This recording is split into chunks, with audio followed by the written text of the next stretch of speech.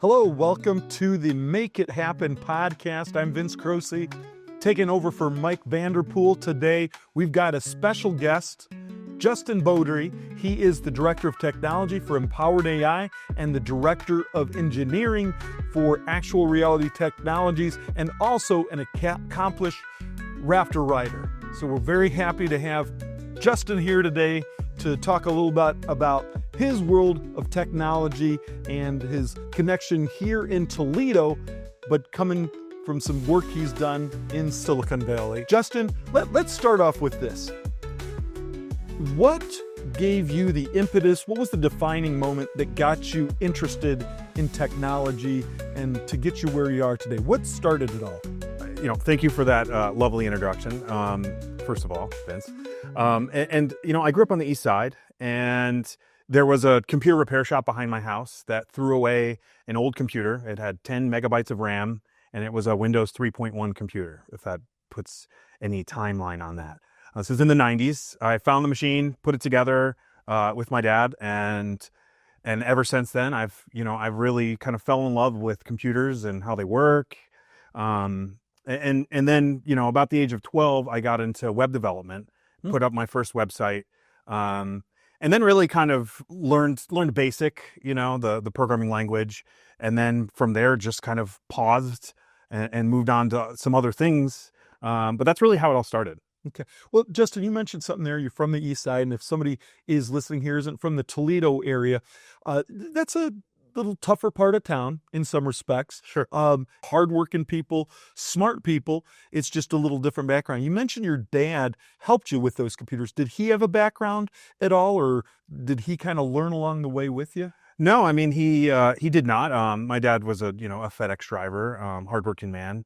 And so, yeah, he was the one that helped me put together that first computer, but, and also he was one of those that also had like a gateway computer at the time, I think it was. And so that was a little after the Windows 3.1 machine, but yeah, I mean, he didn't work in tech, or anything like that, but just, he was always, he was an explorer, I should say, in that regard. Okay.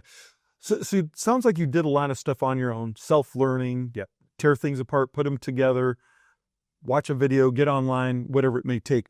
What formal education process or anything in that nature did you take to enhance that self-taught stuff? Yeah, I'll answer that question, but I'll tell a little story. So originally I wanted to, I went to the University of Toledo for philosophy, and I wanted to be a writer. I wanted to write novels and films. That's really what I wanted to do, was be a creative. And, in a roundabout way, I ended up landing in Austin, Texas, working in the film industry, grueling work, and 14-hour days, 33 days straight, 6 days of working days. You'd have one day off. It's funny. When I got into tech, I got into it because I was broke and I needed money, right? And it was, the irony of it was, I got into tech, and then I realized that I actually enjoyed it more than the work I did on film, on the sets. And so eventually, I would find myself just, reading books on programming languages like C, or, learning about OpenCV, which is a computer vision library in C, and just getting really excited about what you could do with some of this technology. I remember reading in a book on OpenCV about how you could use this vision system and you could have it in a pool and you could detect if a kid is drowning, right? And like that, I remember that vividly, because I remember that compelled me to say, there is a lot of life-saving power in technology, right? And this is a little bit before social media, right? This is this is about 2007, 2008. And then, just putting myself around the smart people, making sure that I was always, so to speak, the dumbest person in the room. And it helps, always having someone smarter in the room with you, and them recommending books and just being hungry. And you just find that if you ask questions, people are eager to help. Typically the people that are in this industry are eager to help you learn, and they're excited by it. So you were in LA, correct? San Francisco. San Francisco. So you're up near Silicon Valley. Yep. At what point did you totally transfer from the film world and creative stuff and get into the nuts and bolts of tech and kind of transfer and make that more of your living? Yeah, it was actually in Austin. And so I remember just before I moved to Silicon Valley, to San Francisco. And, I got it. Eventually what ended up happening was I found, some company that needed a software developer.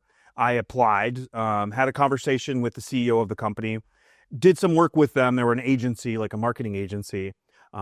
Very interesting company, very small, and the owner would constantly scream. It was a very interesting experience. But that was literally the first full-time, tech gig that I had that actually paid like a living wage. I think I was making $50,000 a year at that point for that role. And then from there, it really was just, I landed my next role, made a little bit more, landed my next role at a company called Mutual Mobile. And they're like, at the time, I think they're the largest developer of mobile apps in the country. Worked on, Estee Lauder, Auto Trader, a couple big, applications for them. And then I got the job offer to go to San Francisco. And that was the, they flew me out there. At that time, they would fly you out to get these jobs, put you up in a hotel and that sort of thing. I remember they also had bought me a return flight, but another company bought me a return flight instead so that I could go interview there. So I kind of packed a bunch of these in with the goal of working at Khan Academy, which if you don't know, I absolutely love Khan Academy. So I did not get the role at Khan Academy and ended up at a company called CreativeLive.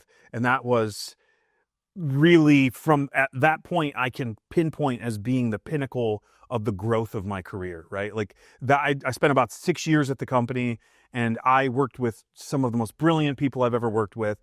And really that was the point when I went from being, a junior software engineer to becoming leveled up in that 6 years to a senior engineer. So I was able to mentor others. That's like the definition of what we call a senior engineer, is where you can do the work on your own and you can help other people get their work done. And so, yeah, the CreativeLive was the launching off point for the whole rest of my software career. Okay. In Austin, got your start there, wined and dined to come to San Francisco, established yourself. Sounds like you were making things happen there. What would lead somebody that comes from these two dynamic communities, Austin, San Francisco, opportunities there, the $1 million question, because at some point it sounds like you maybe could have made that much a year in one of those communities with the upward trajectory you're on. $1 million question, why come back to Toledo? There were a lot of factors in that regard. And I'll back up a little bit and say that when I left Toledo, I had no intention of coming back. I despised Ohio. I despised Toledo. And a lot of it was really, like, I realized later on that this was just my upbringing and some of the environments that I was in. But I came back, I came back to Toledo during the pandemic. It was actually July of 2020. And I came to visit my father, who was having like basically just coming to visit him. And I ended up breaking. I had a long-term partner I was with. We ended up splitting. And while I was here, I basically decided, okay, I'm going to move here for the time being. And I decided I'm going to stay in Toledo for a year and then decide if I'm going to go to, New York City, Portland. I didn't really know where I wanted to go, and even had thought about going to another country and just working remotely. And then I'm a big bicyclist, so I love road biking. And I found this trail that I just had been doing every weekend. So I've been riding my bike from Copeland Park in Toledo all the way to Grand Rapids and back. Ohio, for the record, Grand Rapids, Ohio. And so it's about a two-hour ride, at the pace that I was doing it at. And I just fell back in love with Toledo. And on top of that, I had this, the climate report just came out, which is a 10-year climate report. And I looked at the data of that, and it looks like we're in a great position in the next 30 years for climate change. And so I thought, first of all, it's affordable. I'm near family. It's a beautiful place. And I don't know why I thought of any different. I don't know why I thought it any different. So, that was really the moment. That was as you said, the impetus of that's what made me decide to stay. And there was one point when I was riding my bike that I said, at some point, some people in Portland and in Austin and in San Francisco made that city what it was. And why can't I do the same thing for Toledo, right? And of course, it's a grandiose idea, but I was dead set on it. I was serious about it. I just still have no clue how to accomplish that. But, baby steps, right? So, yeah. So Justin, you're back in Toledo. You've got all this experience in the cream of the crop of the tech world. You've got some visions of what you'd like to do with all that. What are you doing now? What work-wise, what on the side of work to build that community, to build that presence of Toledo, to take advantage of what we have here from a quality of life standpoint, but still leverage all your technological background? What's going on in that? My role at Actual Reality is pretty consuming, right? We're a startup, 2 years old. And really, when I joined, the software organization was just, I think 3 or 4, students who I would call junior engineers, right? And probably a few interns along the way there. Effectively, when I joined, I took a look at what they've done in software-wise, the ideas that they had, and we effectively had to throw away everything that they've done so far and rebuild it, on first principles, right? Which means we have to follow sort of best practices, design patterns, because much like the English language, there is tons of ways to speak something. Like a child can speak the virgin birth of a sentence, and it still makes grammatical sense. In software, it's the same idea. You can write it in many different ways, but if you don't write it in a way that we can all agree on and it's organized, you end up in disarray, right? They call it spaghetti code. It's a mess. And so, we rewrote the apps in first principles, and then built the organization up from there, put the proper, the practices we follow in engineering. We have sort of rituals that we do, and those rituals help us stay on track, right? Because effectively we estimate the amount of time it's going to take us to get work done. Software engineers are notoriously terrible at estimating how long something is going to take them. And such that so we have to put guidelines and time boxes and things around that such that we don't end up causing the business more, costing them more than what they want to invest in a particular product line. And so I built out the tools. We, started with Jira, which is a ticketing system effectively. It's how we break down work from, you have this big idea. Well, how do you build it? Well, you break it apart into what we call epics, which are big, maybe that might be, if we have a social media application, maybe that one epic might be the ability to message someone, right? Like that's an epic. But there's a lot of work to be done in that, just that you say, oh, I want the ability to message someone. Well, that's a lot of work to be able to accomplish that, right? And it's hidden work that I think most people don't really think about. But anyways, you break it apart into these issues, and then we have like sort of daily rituals where we say, what did you do yesterday? What are you going to do today? And do you have anything that's blocking you, right? That's one ritual. And then, every 2 weeks we'll meet, we'll talk about this is the work we're going to all agree to do over the next 2 weeks. We do a demo at the end of that 2 weeks and where you show off what you built, and then we retrospect. So the process is constantly being iterated upon such that everyone who participates in it gets to provide feedback so that we're not, as leaders, we have to, we can't be arrogant, right? We have to listen to feedback from our the folks that were working for us and use that feedback to better our process. So put all of that in place, put the mechanisms in place, put the one-on-ones in place. And then it's just been, a lot of work over the last, almost year now. 10 months, just cranking out software for, glass manufacturers. We're kind of on the bleeding edge in terms of like building some of these bespoke applications. So that's the Actual Reality part of it. On the Empowered AI side, I mainly just consult with them in terms of technologies, and things of that nature. And then, as I started an organization, called Toledo Codes. The intent originally was really to like, how can we attract people to the Toledo Tech Loft? How can we attract more technologists to the Tech Loft? But also, sort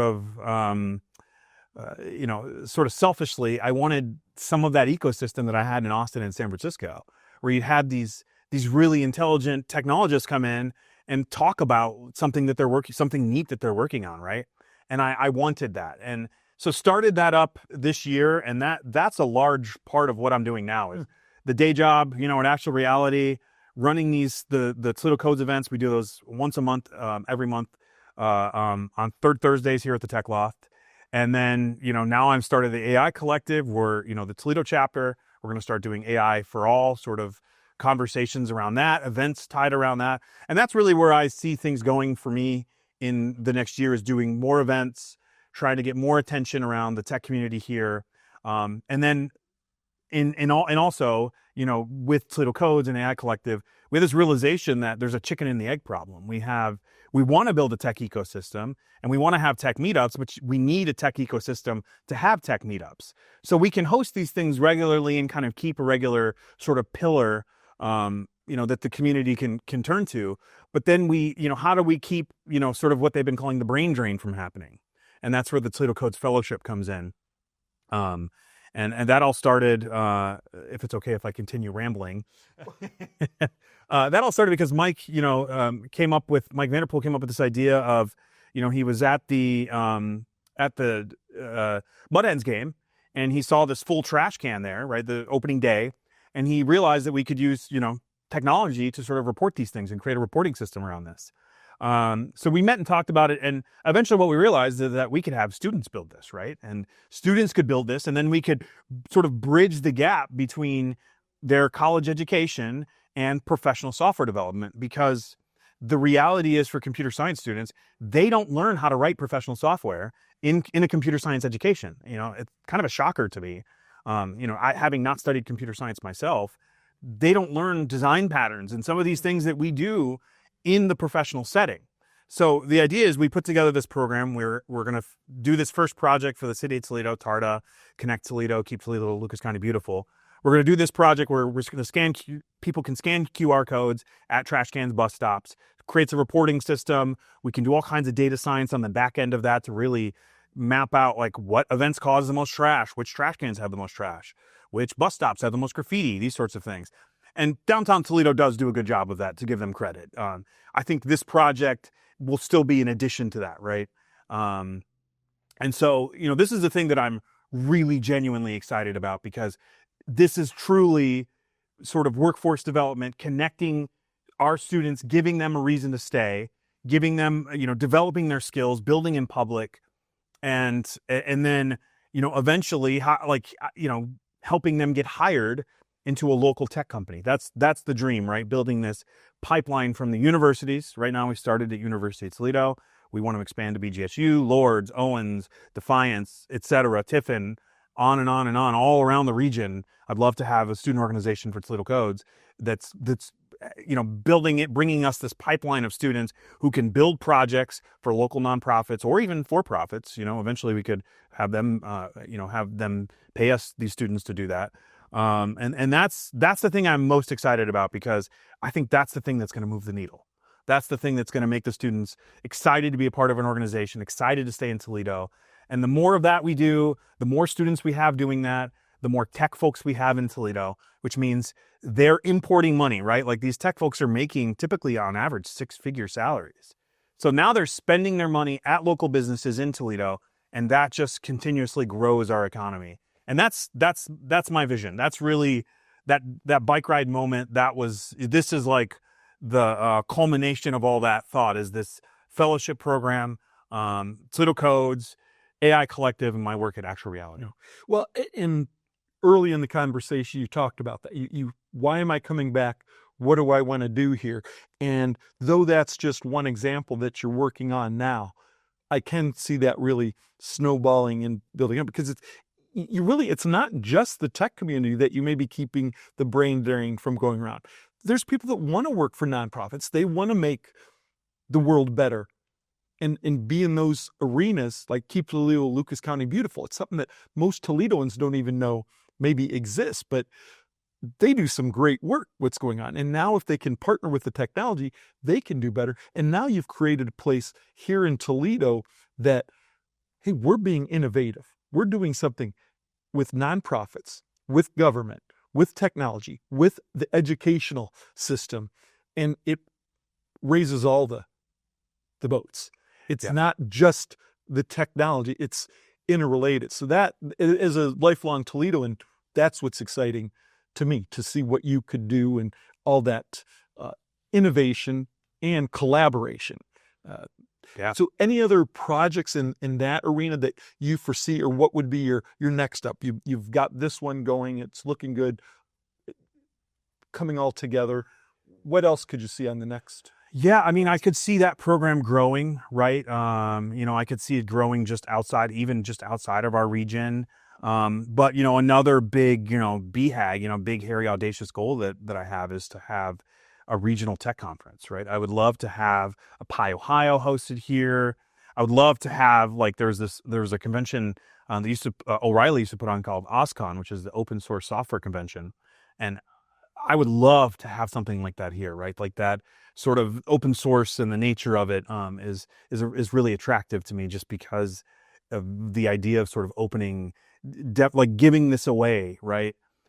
Clearly, I'm not a great businessman because I like giving things away online. I've written tons of libraries, and I love that idea. So I would love to have like an open source software convention or regional tech conference. That would be the other bit that I think would make this area a lot more attractive to developers. Yeah. What friction or barriers do you see to making that happen? Who do you think needs to be brought to the table or to help get over that barrier? Yeah, right now I don't know. Right now I'm kind of still focusing my efforts purely on it's still new grounds. Pseudo Codes has really only been around operating for 8 months. So it's, still just trying to keep that pillar moving. I'm not going to look towards that or really put much mental thought into that until 2026. And I don't see that until 2027 being a reality, at which point in 2026, I'm going to start putting more brain energy into it. But as of now, I'm kind of, my bandwidth I'm at capacity. Okay. So yeah. Yes, a very busy guy. Let's go back to actual reality technologies for a moment. Here we're in Northwest Ohio, the Toledo area, known for the Jeep manufacturing. Hey, let's get those type of jobs. When you bring up the term AI in this area, people are either afraid, they don't know what you talk about, they can't see the applications, or they see the making a funny meme for Facebook. I know a guy. Stuff like that. With what you're doing there, how do you see making this technology and getting corporations and companies to buy into this is what we can do to help make your company better, bigger, stronger? Yeah, I mean, I think it's going to come down to, because right now there's a lot of hype in the market, right? There's a lot of hype. There's a lot of companies moving really quickly, adopting it quickly. And really, to me, it's yes, this technology is here and it's here to stay, right? This is the next revolution in tech. I think a lot of us agree on that point. Is it a path to AGI? I don't know. We can talk about that later. But the reality is that companies are first going to have to put together their AI policy and really look at, how can this technology help my business? Well, there are a number of ways it can do that. Right now, it's on the automation side, right? Like, how can it help you, de-risk something that you're doing, right? The idea isn't let's automate away a job. It's how can it help you do your job better, right? That's the way the technology, I think, should be adopted, in particular with manufacturers, because there's a lot of life safety risk, et cetera, but there's life safety benefits that you could use, right? Like computer vision models. That is technically a form of artificial intelligence, right? In computer vision models in a factory setting could tell you, oh, if you move into this area, these machines shut down, right? Because there's a risk that it could cause bodily injury. They're already doing that right now, right? The AI I think people are more talking about is like I said, the business sort of automation. And that's really the direction that I think we have to move in for now. I think there's a lot of lofty goals in terms of what AI can do. And I think eventually it will be able to do those things. But right now, the reality is just automating some of your business processes that are specific to whatever your business is. Okay. So in a nutshell, for the layperson like myself that doesn't know all the nuts and bolts and every little thing there, it sounds to me like what you're saying is a business. I always look at when somebody's selling something, what problem does it solve? And business people in the Toledo area should be saying, my problem is I don't have enough people or the right people to do everything they could do. How do I make them more efficient, effective, and utilizing tools. Would you say that would be the selling point for local companies to say, hey, I can be a better business if my people are at full capacity for what they're capable I think that's a part of it. I think the real path forward is every business has to look at it and say, what things am I spending my time on, right? What are the things that am I spending a majority of my time on? And if you look and you say, okay, well, you're responding to emails 4 hours of your day. Is that moving the needle forward for your business? Maybe, or maybe not, right? And maybe there's a way to automate some of that aspect of that, right? Maybe it drafts you an initial email, but you have to click the send button, because we don't want to give everything over to the machines. They do make mistakes. It's a feature of generative AI that it hallucinates. That's a term we use, but in reality, it's lying. It's making up something, right?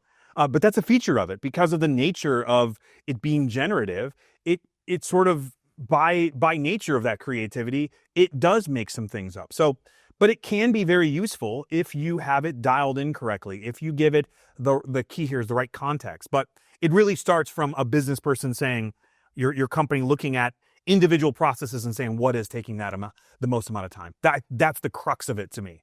Anything else is automating too early. I learned this when I worked at a company called InstaWork, where they said, we don't automate something until it's painful, right? And sometimes you don't know that something's painful because you're just kind of operating, on a 9 to 5. And it's funny, I do this thing now once a week where I look at my screen time from, I use Apple products.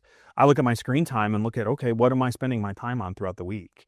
And is there a way for me to, for example, alter my process for when I look at email, right? So now I look at email 3 times a day because I realized I had 1,100 opens in a week, which is just a lot. 1,100 times I'm opening up my email app, right? But the only way you can do that is with data.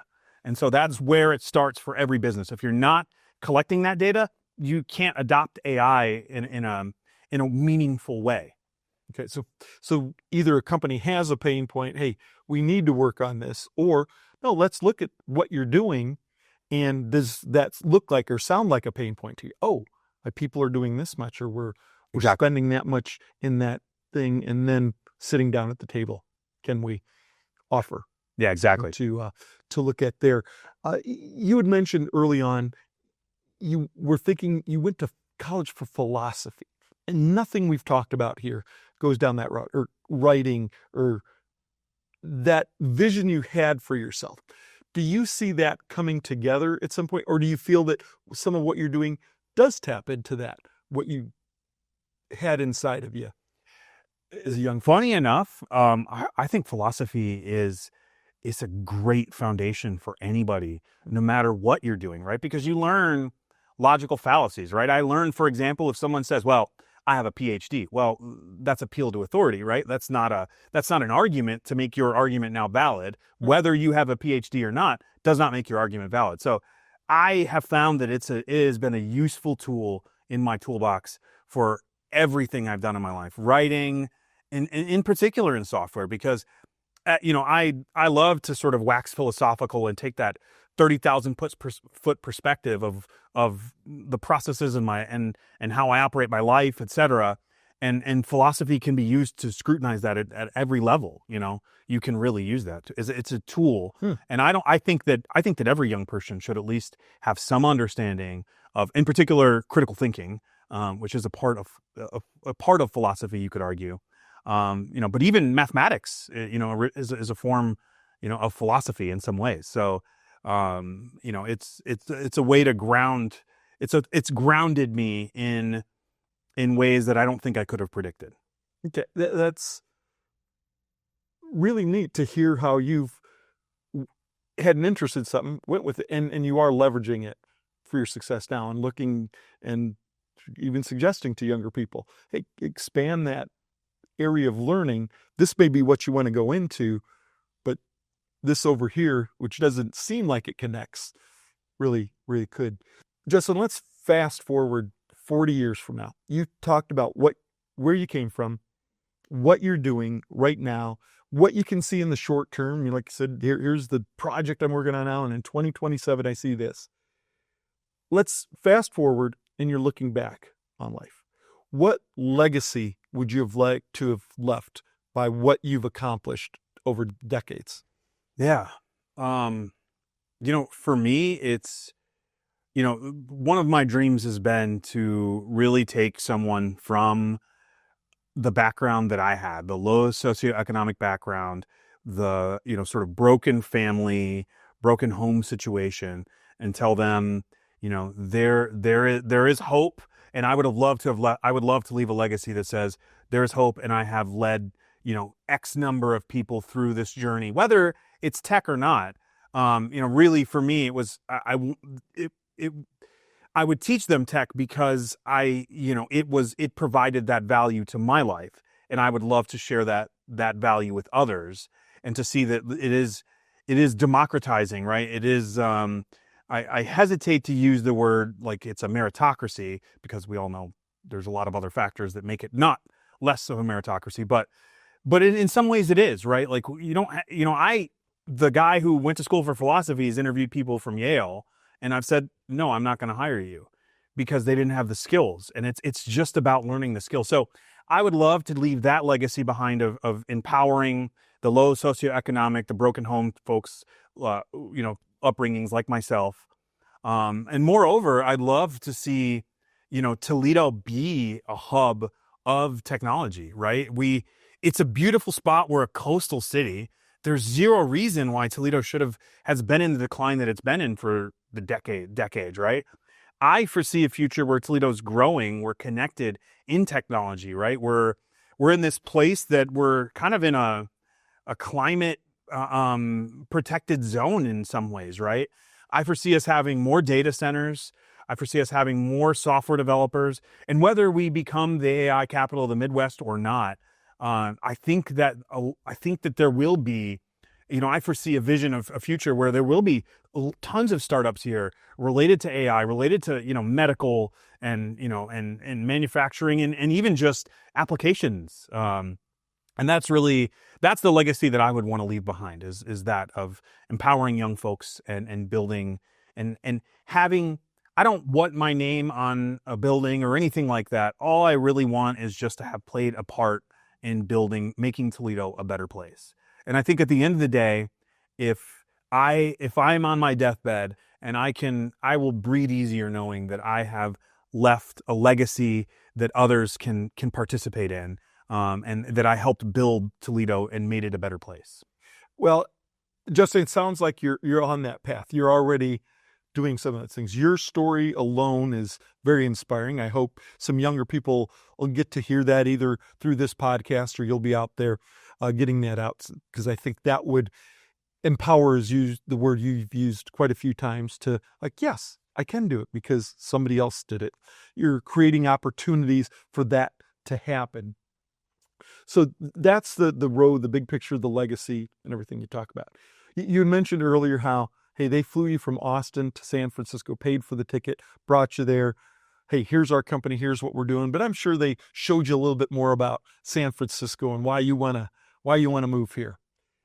So let's take it. You're building these companies, you're building these opportunities. We want those people like you were years ago to come here.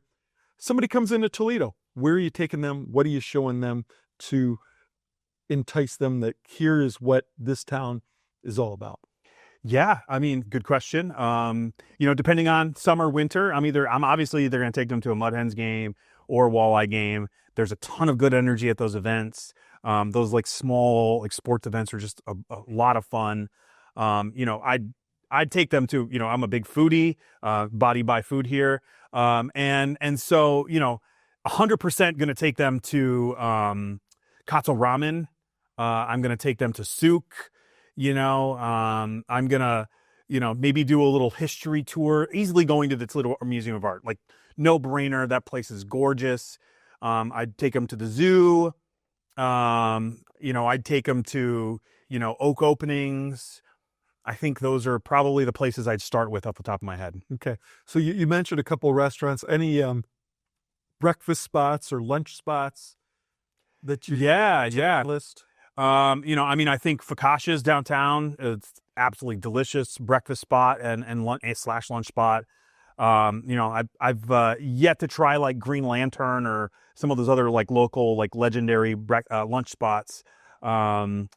You know, and I think Mama's, or what is that, Mama's Kitchen or something like that. I forget. There's some breakfast spot that I'm probably bastardizing the name of, but you know, yeah, I think those are the only ones that come top of mind, at least right now. Okay, so I can hear that passion about the area, and I never left Toledo to come back to it. I've been lifelong, and I'm a champion and a fan of it, but for somebody that's gone and then come back, you've really found your place both professionally and personally, it sounds like, with the jobs, the organizations, the family, the bike riding, and all this. So we appreciate you coming back, because I think you're making it happen now, and you're going to continue to with the people you're surrounding. And I think better yet, you're going to attract more people to come here and get people to stay here. So on behalf of a lifelong Toledoan, thanks for being here, coming back, and making it happen. Yeah, thanks, Vince. I appreciate that, and hopefully we get more boomerangs, right? Absolutely. Well, thank you, Justin, for being here today and sharing your journey and what you're gonna be doing. It's exciting. Keep tuning in to Make It Happen, where we interview cool people doing cool things. Thank you.